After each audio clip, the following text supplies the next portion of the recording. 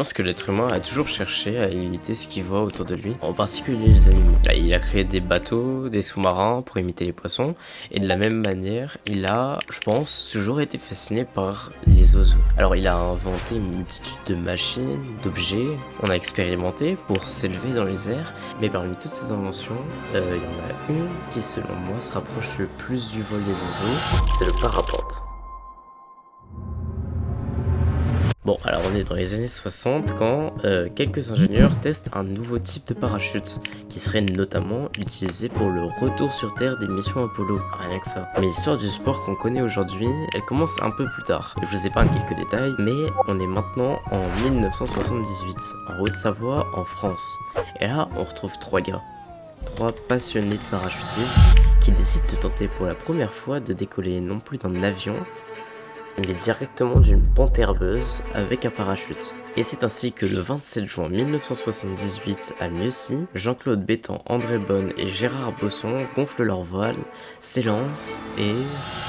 ça fonctionne. Les premiers pilotes de parapente sont à présent dans les airs. Et puis de là, tout s'accélère. En 1979, le premier club de parapente au monde est fondé. C'est les Choucas à Mieuxy, ils sont français. Dans les années 80, les voiles deviennent plus performantes, les pilotes commencent à voler plus loin, plus longtemps. Puis viennent les compétitions, le vol de distance et même le freestyle. Mais bon, connaître l'histoire c'est une chose, comprendre comment ça fonctionne c'en est une autre. Alors un parapente c'est principalement deux éléments. La voile qui permet de voler, la sellette qui est en gros le siège du pilote et qui contient aussi parfois, souvent même, le parachute de secours. Ok, mais physiquement, pourquoi ça vole? Eh bien, tout repose sur la forme de la voile. En gros, quand elle est gonflée, elle agit comme une aile d'avion. L'air qui passe au-dessus va plus vite, la pression est alors plus faible, tandis que l'air qui passe en dessous est plus lent, donc la pression est plus forte. Et cette différence de pression qui crée une force qui pousse l'aile vers le haut. C'est la portance.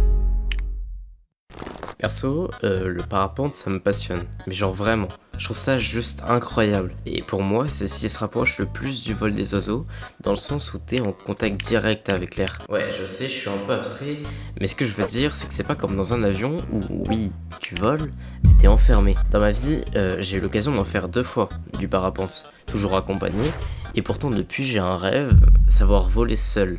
Mais bon, le prix du stage, c'est un peu, voilà. Aujourd'hui, le parapente c'est à la fois un sport extrême, mais aussi un moyen de vivre un des rêves humains les plus vieux du monde, voler comme un oiseau. Et depuis, on a aussi créé des compétitions. Il y a les compétitions de voltige qui consistent à réaliser des figures aériennes, les compétitions de précision d'atterrissage qui consistent à viser une cible au sol et à se poser avec une précision maximale, les compétitions de vol de ski qui est une discipline hivernale où les pilotes doivent effectuer un parcours sur une piste spécialement dédiée, et encore plein d'autres. Enfin tout ça pour dire que le parapente aujourd'hui c'est un sport qui est très développé et surtout qui est pratiqué aux 4 coins du monde. Enfin bref, si cette vidéo t'a plu, tu peux t'abonner et me donner ton avis sur tout ça en commentaire. Tu peux aussi me corriger comme tu l'as vu en début de vidéo. Et sur ce, c'était Corvo, ciao.